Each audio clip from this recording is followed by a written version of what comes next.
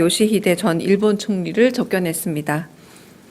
스가 전 총리는 2023년 3월부터 이란 의원연맹 회장을 역임하고 있으며 이번 방안에는 이시바 총리 안전보장 보좌관인 이란 의원연맹의 나가시마 아키히사 간사장과 오오니시 겐스켄 운영위원장이 동행했습니다.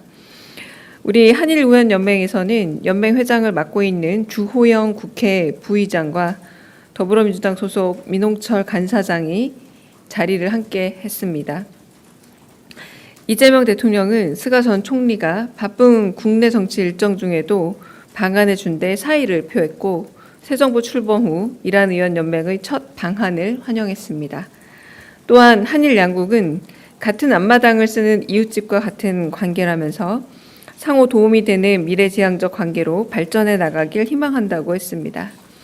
스가 전 총리는 이 대통령의 취임을 축하한 후 이란 의원 연맹을 비롯한 일본 정계 모두가 국교 정상화 60주년을 맞이하는 뜻깊은 해에 한일 관계가 양국 정상의 리더십 아래 안정적으로 발전하는 데 초당적 공감대가 있다며 평가하면서 앞으로도 양국 관계 발전을 위해 일본 국회 차원의 지원을 아끼지 않겠다고 말했습니다.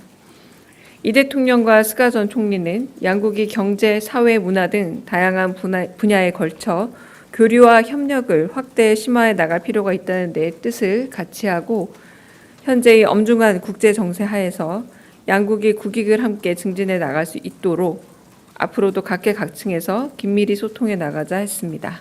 이상입니다. 참고해서 말씀을 드리자면요.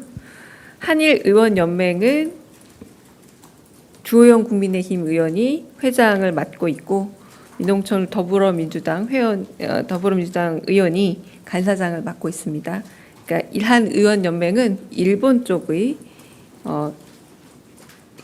의원연맹인 겁니다. 그러니까 한일에 있어서 그 부분에 대한 오해가 없으시기를 바랍니다. 네, 혹시 질문 있으실까요? 네.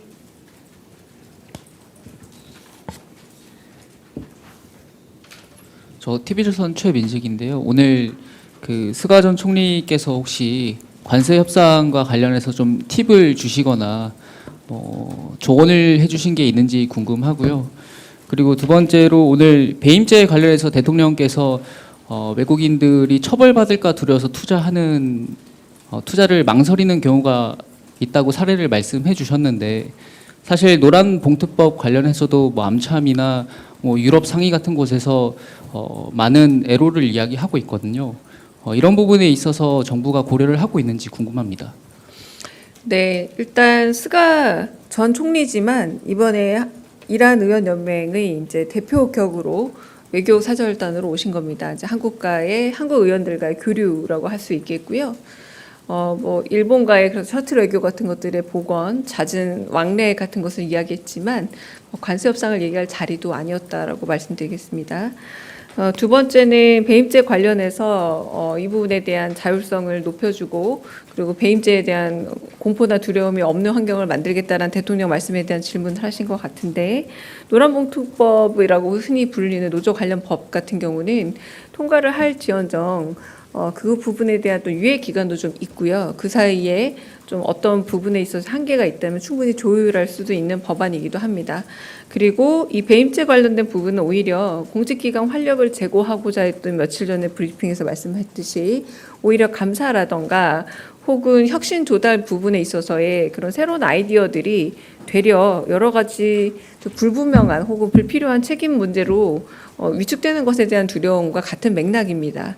스타트업 같은 경우에도 두 번째 스타트업, 그러니까 한 번 실패하더라도 두 번째 재기가 가능하게 해야 된다는 같은 거의 맥락에서 좀 자율성 제고를 위한 방안이라고 보시면 되겠습니다. 다른 질문도 있으실까요? 죄송한데 저 뒤에 먼저 손 들으셔가지고요. 네. 네, 안녕하십니까. 요미우리 황웅재입니다. 혹시 그 셔틀 외교 관련돼 가지고 대통령께서 속히 일본에 와주셨으면 좋겠다 이런 초청할 수 있는 그런 스가 총리가요? 예. 그런 입장인지는 모르겠습니다만 네네. 그런 말씀이 있으셨는지와 또 하나는 북한 관련돼 가지고 혹시 논의하신 게 있는지 그 마지막으로 한미일 안보 협력 관련돼서 이 인도 태평양 전략 같은 부분에 대한 아마 어려우셨을 그 자리가 아닐 수도 있습니다만 그런 논의가 혹시 있으셨는지 궁금합니다. 네, 제가 비공개 대화 중에 한 일화를 말씀드리자면 원래는 지난해에는 한국에서 축구 대회를 하고 올해는 일본에서 하던 거 이거 좀 바뀔 수도 있습니다. 하여튼 서로 의원들이 축구를 서로 하는데 한국의 실력이 월등하다 뭐 이런 얘기가 오가는 자리였습니다. 그러니 관세라던가 뭐 이렇게 조금 혹시 조금 민감할 수 있는 이야기들은 오가지 않고 외교적으로 훈훈한 이야기들이 오간 자리였다라고 보시면 될 듯합니다. 네. 다른 질문도 있을까요? 네. 안녕하세요. 프레시안 박정현입니다. 이 대통령께서 미국, 일본 등에 머무르고 있는 장관들과 관세 협상 관련해서 화상 회의를 했다는 보도가 나왔는데 회의를 하셨는지 그리고 하셨다면 어떤 내용을 좀 하셨는지 말씀해 주실 수 있는 범위 내에서 부탁드립니다. 네, 제가 알기로 3시 이후부터 화상회의는 있었다는 걸로 알고 있고요. 곧 서면 브리핑 형태로 정책실에서 브리핑이 나올 거니까 좀 기다려 주시면 될 듯합니다. 다른 질문 있으실까요? 네. 네, 대변인님 JTBC 이승환 기자입니다. 오늘 스가 전 총리 만남에서 혹시 이제 셔틀 외교 복원을 지난 한일 정상회담 때 얘기를 하셨다 보니까 대통령께서 방일하는 일정에 대해서 혹시 좀 논의하신 부분이 있는지 궁금합니다. 그런 부분을 이제 구체적으로 말씀하진 않았고요. 셔틀 외교에 대해서 G7에서도 서로 이야기를 나눴고, 그래서 일본의 이시바 총리와도 그런 얘기를 나누고 있지만 현재로서는 얼마 전에 참여 선거가 좀 마무리되지 않았습니까? 그래서 그런 부분에 있어서 현실적으로 바로 제기하는 데는 조금 어려움이 있더라. 뭐 이런 얘기들은 좀 나누셨습니다. 근데 곧 뭐 복원되거나 이렇게 좀 서로 왕래가 있지 않을까 생각은 들었습니다. 네.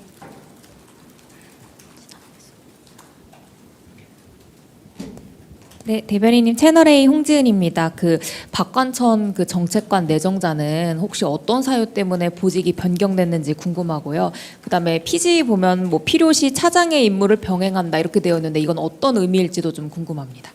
안타깝지만 제가 임명 사유 내지는 인사에 관해서 제가 뚜렷이 알고 있지 않아서요.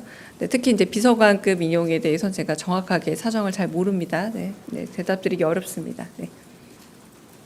다른 또 질문 있으실까요? 네. 네, 대변인님 KBS 이희연입니다. 관세 협상 관련해서 정책실장님도 좀 설명을 해주셨지만 또 오늘 또 이제 러트닉 상무장관이 우리 정부의 최선의 최종적인 안을 가져오라고 했는데 이에 대해서 또 오늘 대통령실 내에서 이런 제안과 관련해 좀 부정적인 기류가 있었다는 보도도 있었어서 좀 관련해서 좀 설명해 주실 수 있는 부분이 있으면 좀 설명해 주시면 감사하겠습니다.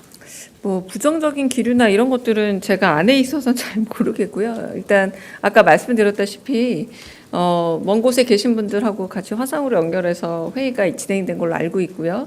그래서 그 결과에 대해서 그 서면 브리핑이 나오니까요. 이제 그 서면 브리핑을 보시는 게 가장 정확하지 않을까 싶습니다. 네. 다른 또 질문 있으실까요? 네.